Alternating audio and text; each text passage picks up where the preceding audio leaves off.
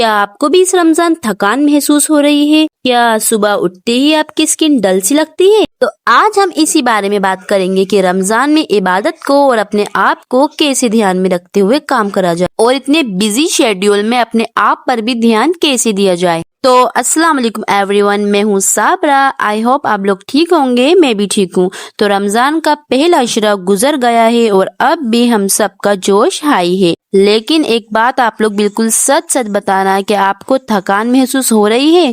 क्या सुबह उठते ही आपकी स्किन डल सी लगती है?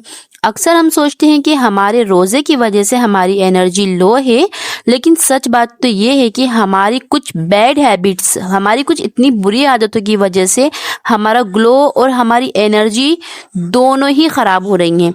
आज का व्लॉग बहुत ही ज्यादा यूजफुल और बहुत ही ज्यादा डिटेल्ड होने वाला है, तो आखिरी तक आप लोग बिल्कुल बने रहिएगा क्योंकि बहुत सी बातें आप भी रिलेट कर पाएंगे। तो आज मैं बनाने वाली थी बटर चिकन, जो मैं रात में ही पहले सोचकर सो गई थी कि सुबह उठकर मुझे बटर चिकन ही बनाना है। तो सुबह उठते ही मुझे ज्यादा परेशानी नहीं हुई ये सोचने में कि क्या बनाऊं आज। तो चिकन को मैंने मैरिनेट करके पहले से ही फ्रिज में रख दिया था और गैस चढ़ाकर अब उसको तलकर निकाल लूंगी और जरा में ही मेरा खाना बन जाएगा, पता भी नहीं चलेगा। और अफ्तारी में इतनी जल्दी जल्दी होती है कि उस टाइम मुझे टेंशन भी नहीं होगी कि मुझे खाना भी बनाना है, इसलिए मैं खाना पहले से ही बनाकर रख लेती हूँ। क्योंकि ना इफ्तार के बाद भाई मेरी तो बिल्कुल भी हिम्मत नहीं होती कि अब मैं किचन में जाकर खाना भी बनाऊं, इसलिए मैं पहले से ही सब कुछ बनाकर रख लेती हूँ। अब हम बात करते हैं हमारे मेन टॉपिक की, क्योंकि मैं नहीं चाहती कि आप ईद तक अपनी हालत खराब कर लें और बिल्कुल ही ईद तक ऐसे थके थके से दिखें। मैं आज आपके साथ ऐसे 7 मेजर गलतियां शेयर करूंगी जो कि 90% लोग रमजान में करते हैं। अगर आपने ये 7 चीजें बंद कर दी तो मैं गारंटी लेती हूँ कि आपकी ये रमजान अब तक का सबसे एनर्जेटिक महीना होगा।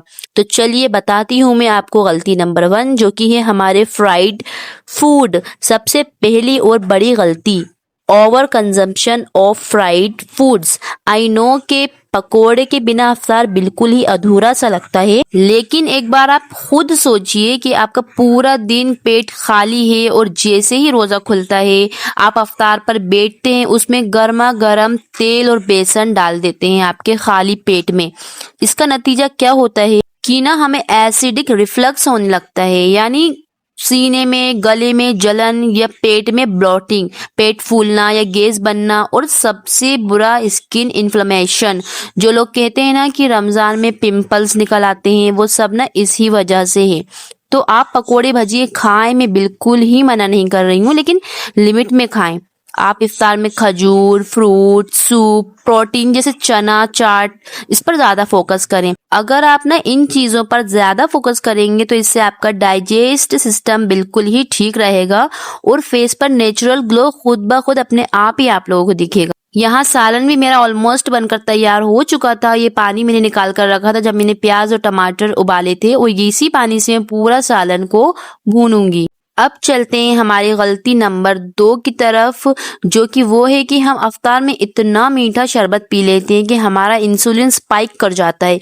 इससे आपको एकदम से एनर्जी मिलती है, लेकिन आधे घंटे बाद ही आपको इतनी सुस्ती आती है ना कि नमाज मगरिब पढ़ना भी मुश्किल हो जाता है। शुगर जो है कोलेजन को डैमेज करती है, जिससे स्किन सैग करने लगती है। स्किन सैग करने का मतलब होता है कि स्किन अपना नेचुरल टाइटनेस को खो देती है और धीरे धीरे नीचे की तरफ लटकने लगती है और प्रीमेच्योर एजिंग भी आ जाती है। ठीक है, शरबत की जगह कोकोनट वाटर या प्लेन वाटर लें। अगर मीठा चाहिए तो खजूर बेस्ट नेचुरल सोर्स है। यहाँ पर मैं अफ्तारी के लिए जो चने की दाल भिगोई थी उसको पीसने की तैयारी कर रही हूँ। उसमें मैंने पुदीना, छोटी सी अदरक की डली, जीरा, हरी मिर्च, ये सारी चीजें मैंने नीचे इसलिए डाल दी हैं ताकि पहले ये सारी चीजें पिस जाए, उसके बाद दाल थोड़ी दरदरी अच्छी लगती है। ये वही नींबू है जो मैं क्यूब के रूप में बनाकर फ्रीजर में फ्रीज करके रखती हूँ। फिर नमक डाल के दाल मैंने पीस ली थी, जो कि बहुत ही टेस्टी लगती है। और रमजान में इस दाल के बिना तो बहुत ही कुछ अधूरा सा लगता है, और ये दाल भीगी हुई होती है तो ये अच्छी होती है। तो चलिए अब हम चलते हैं हमारी गलती नंबर 3 की तरफ, जो कि है डिहाइड्रेशन एंड कैफीन। तीसरी गलती जो हम सब करते हैं वो है चाय और कॉफी ओवरलोड। इफ्तार के बाद से सहरी तक हम 3-4 कप चाय पी ही लेते हैं, ये सोच कर कि नींद नहीं आएगी। लेकिन कैफीन एक डायरेटिक है, यानी ये आपकी बॉडी से पानी निकाल देता है। इससे डिहाइड्रेशन होती है और आंखों के नीचे गड्ढे पड़ जाते हैं। साथ ही हम एक साथ 2 लीटर पानी पीने की कोशिश करते हैं सहरी में। बॉडी ऐसे पानी ऑब्जर्व नहीं करती। अपना रूटीन सुधारें, हर घंटे में 1 गिलास पानी पिएं। स्लो एंड स्टेडी हाइड्रेशन ही आपकी एनर्जी बरकरार रखेगी। यहाँ पर चने भी मैंने रात में भिगोकर रख दिए थे और 2 सीटी देकर इसमें कच्ची प्याज, टमाटर, हरी मिर्च और जलजीरा डालकर खाओ तो बहुत ही ज्यादा टेस्टी लगते हैं और ये हेल्दी भी रहते हैं। तो अब हम चलते हैं हमारी गलती नंबर 4 की तरफ, जो कि है द ब्रोकन स्लीप साइकिल। जी हाँ, चौथी गलती जो है हमारी वो है the screen time mess. Ramzan में हमारी नींद डिस्टर्ब होती है, लेकिन हम उसे मजीद खराब करते हैं फोन स्क्रॉल करके। अगर आप 15 मिनट के इस व्लॉग से एक बात सीखें तो वो ये है, sleep is the best skin care. कम नींद से डार्क सर्कल आते हैं जो किसी कंसीलर से नहीं छुपते। कोशिश करें कि फोन को इफ्तार के बाद कम यूज करें और कोशिश करें कि सहरी के बाद कम से कम 2-3 घंटे की डीप स्लीप जरूर लें।